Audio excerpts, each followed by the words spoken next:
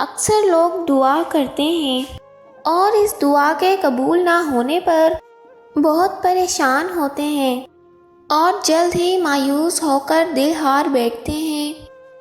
حالانکہ انسان یہ نہیں جانتا کہ اللہ کسی کی دعا رد نہیں کرتا، اس کی قبولیت کے بھی کچھ اشارے ہوتے ہیں۔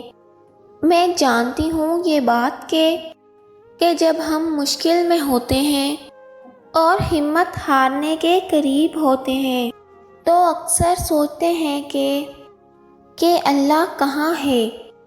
تو ایک بات یاد رکھیں کہ امتحان کے دوران استاد ہمیشہ خاموش ہی رہتا ہے، کیونکہ وہ رب انہی کو دیتا ہے جو اس پر یقین رکھتے ہیں۔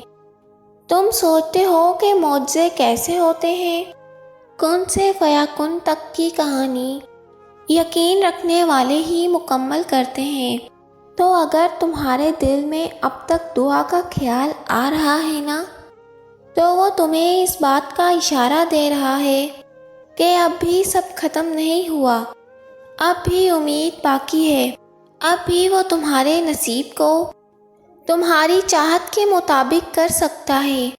اگر اللہ تمہارا اب تک دل نہیں بدل رہا تو یہ اس بات کی نشانی ہے کہ اللہ جب اپنا کن فرمانے والا ہوتا ہے تو آخری لمحے میں بھی منزلیں بدل جایا کرتی ہیں۔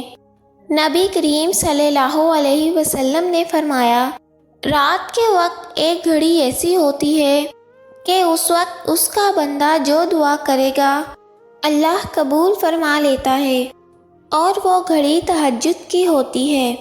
اگر اللہ تمہیں تہجد کی توفیق دے رہا ہے تو یہ اس بات کی واضح نشانی ہے کہ آنے والے وقت میں معجزے تمہارے منتظر ہیں۔